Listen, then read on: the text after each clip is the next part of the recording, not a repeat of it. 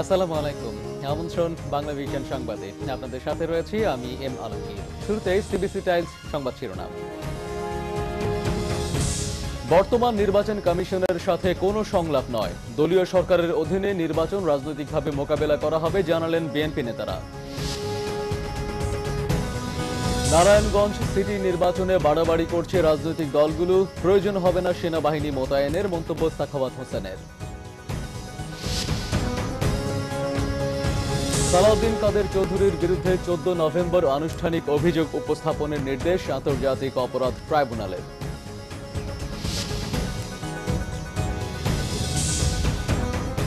শুনছিলেন CBC Times শিরোনাম। মল fits perfect fit, সুস্থ শিশু সুন্দর হাসি। এবার বিস্তারিত। বর্তমান নির্বাচন কমিশনের সাথে সংলাপে বসার কোনো ইচ্ছে বিএনপির নেই বলে জানিয়েছেন দলটির ভারপ্রাপ্ত মহাসচিব মির্জা ফখরুল ইসলাম আলমগীর। নয়াপল্টনের কেন্দ্রীয় কার্যালয়ে মির্জা ফখরুল বলেন, বর্তমান নির্বাচন কমিশন নিরপেক্ষ নয় এবং মেয়াদ শেষ হতে যাওয়ায় কমিশনের সাথে সংলাপে যাওয়ার ইচ্ছা বিএনপির নেই। এছাড়া আওয়ামী লীগ শুধু কমিশনারদের সাথে দেখা করেছেন, সংলাপে অংশ নেয়নি বলে মন্তব্য করেন তিনি। ভারপ্রাপ্ত মহাসচিব বলেন, জাতীয় সংসদ নির্বাচনে ইলেকট্রনিক ভোটিং পদ্ধতি ইভিএম ব্যবহারের ঘোরতর বিরোধী তার দল। তবে নারায়ণগঞ্জ সিটি কর্পোরেশন নির্বাচনে ইভিএম পদ্ধতি ব্যবহার করলে বিএনপি নির্বাচন করবে কিনা সে সিদ্ধান্ত নেবে স্থানীয় নেতারা। বিএনপির স্থায়ী কমিটির সদস্য ডক্টর খন্দকার মোশাররফ হোসেন বলেছেন, তত্ত্বাবধায়ক সরকারের পরিবর্তে সরকার নিজেদের অধীনে নির্বাচন করলে রাজনৈতিকভাবে তা মোকাবেলা করা হবে, আর এজন্য কোনো সহিংসতা হলে তার জন্য সরকারই দায়ী থাকবে। জাতীয় প্রেস ক্লাবে এক আলোচনা সভায় ডক্টর খন্দকার মোশাররফ হোসেন বলেন, তত্ত্বাবধায়ক সরকারের ব্যাপারে সরকারের একগুঁয়েমির কারণে দেশ এক অনিশ্চিত ভবিষ্যতের দিকে যাচ্ছে। তিনি বলেন, আওয়ামী লীগ এর আগেও ৭৩ সালে একতরফা নির্বাচন করে বাকশাল কায়েম করেছিল, কিন্তু সেই নির্বাচন টেকেনি। এবারও একতরফা নির্বাচন করলে তা টিকবে না। এদিকে নারায়ণগঞ্জ সিটি কর্পোরেশন নির্বাচনের প্রার্থী সমর্থনে দলগুলো বাড়াবাড়ি করছে বলে মন্তব্য করেছেন নির্বাচন কমিশনার এম সাখাওয়াত হোসেন। একই সঙ্গে এই নির্বাচনে সেনাবাহিনী মোতায়েন প্রয়োজন হবে না বলেও জানান তিনি। এদিকে নির্বাচনে মেয়র পদে দাখিলকারী ৮ জনের মনোনয়নপত্রই বৈধ বলে জানিয়েছে কমিশন। সঞ্জিদ আহমেদের রিপোর্ট। নারায়ণগঞ্জ সিটি কর্পোরেশন নির্বাচনের মেয়র পদপ্রার্থী ৮ জনের মনোনয়নপত্রই বৈধতা পেয়েছে। সকালে রিটার্নিং অফিসার বিশ্বাস লুৎফর রহমান প্রার্থীদের মনোনয়নপত্রের ছোটখাটো ত্রুটিগুলো সারিয়ে তা তাৎক্ষণিকভাবে বৈধ ঘোষণা করেন। এইদিকে নারায়ণগঞ্জ সিটি কর্পোরেশন নির্বাচনে প্রার্থীদের সমর্থনের বিষয়ে দলগুলোকে হুঁশিয়ার করে দিলেন কমিশনার এম সাখাওয়াত হোসেন।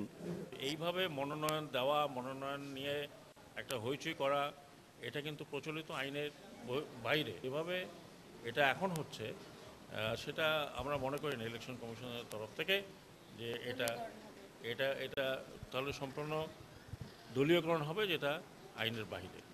একই সঙ্গে ৩০ অক্টোবরের নির্বাচনকে সামনে রেখে প্রার্থীদের সহনশীল হওয়ার আহ্বান জানান তিনি। সেনাবাহিনীর কথা বারবার বলা হচ্ছে যে আমরা তো এখনো মনে করি না, ল অ্যান্ড অর্ডার সিচুয়েশনের সাথে আলাপ করে নেই। সব প্রার্থী মিলে এক জায়গায় দাঁড়ায় বলে যে আমরা কোনো ধরনের নির্বাচনকে প্রভাবিত করার চেষ্টা করব না, আনফেয়ার মিনস গ্রহণ করব না, তা বলুক এক জায়গায় দাঁড়িয়ে। এবং ওনারা যদি করেন তাহলে তার এত কিছু চাওয়ারও দরকার নাই, আর প্রয়োজনও নাই। এইদিকে প্রায় ৮ বছর পর নির্বাচন কমিশনে করা হয়েছে ব্যাপক রদবদল।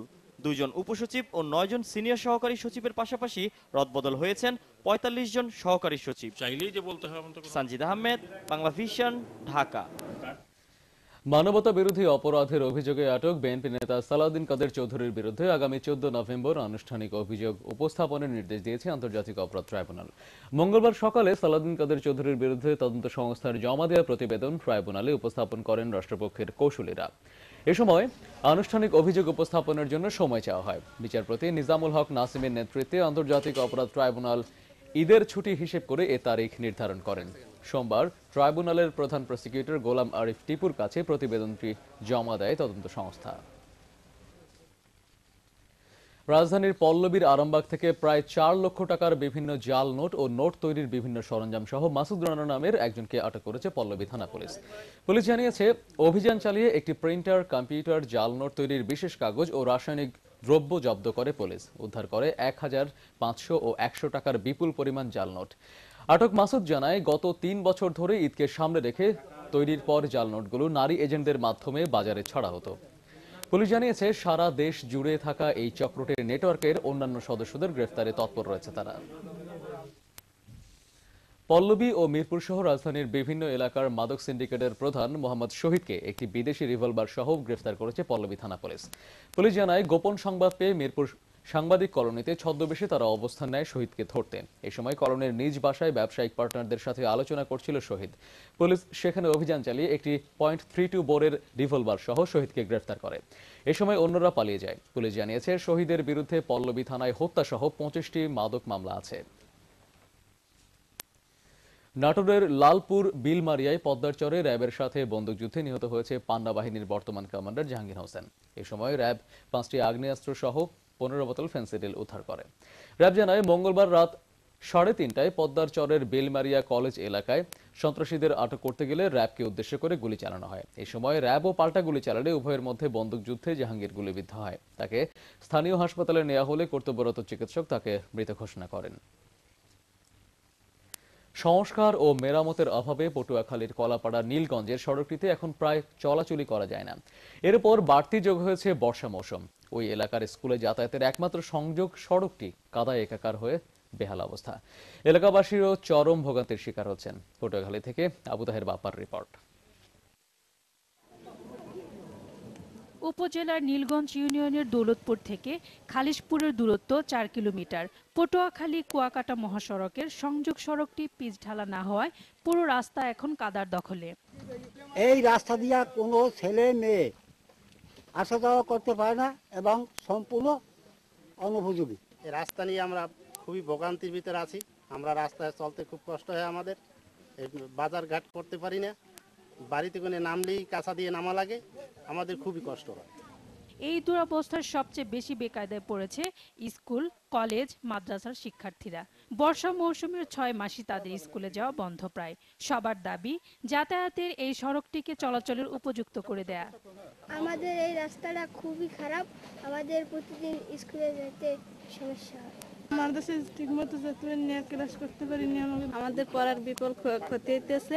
সরকারের পক্ষ থেকেও এখন পর্যন্ত আমরা এই রাস্তাটার জন্য অনেক চেষ্টা তদবির করেছি, কিন্তু সরকারের পক্ষ থেকে এখন পর্যন্ত এটার কোনো ব্যবস্থা গ্রহণ করা হয়নি। সড়কের বেহাল দশায় অসুবিধায় পড়েছে সব শ্রেণী পেশার মানুষ। রাস্তাটার জন্য এই মিলটাও কিন্তু বন্ধ হয়ে গেছে, কিন্তু মানুষ ভ্যান লইয়ে আসতে পারে না। বর্ষা সিজনে আপনার হাঁটুর উপর পর্যন্ত মাটিতে এই কাদা থাকায় আপনার ছেলেমেয়ে তারা শিক্ষা প্রতিষ্ঠানে কম যাতায়াত করে এবং উপস্থিতি কম হয়। স্থানীয় চেয়ারম্যান অনুন্নত গ্রামটির বিভিন্ন অভিযোগ স্বীকার করেন। নীলগঞ্জ ইউনিয়নের সকল রাস্তার অবস্থাই এক, এবং বিশেষ করে যদি দ্রুত গতিতে যোগাযোগ ব্যবস্থা উন্নয়ন ছাড়া কোনো এলাকার উন্নয়ন করা যায় না। এই কারণে যদি পর্যাপ্ত ব্রিজ গুলো যদি মেরামত করে দেওয়া না হয়, এবং এই মেরামত করার জন্য ইউনিয়ন পরিষদের এমন কোনো আর্থিক সঙ্গতি নাই যে ইউনিয়ন পরিষদ তার নিজস্ব টাকা দিয়ে এগুলো করতে পারে।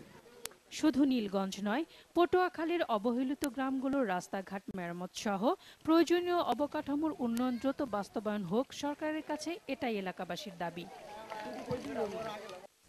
এবারে আন্তর্জাতিক প্রসঙ্গ। আফগানিস্তানের সাবেক প্রেসিডেন্ট বোরহানুদ্দিন রাব্বানিকে হত্যার সাথে পাকিস্তান গোয়েন্দা সংস্থা আইএসআই জড়িত ছিল বলে এবার দাবি করেছে আফগান গোয়েন্দা কর্মকর্তারা।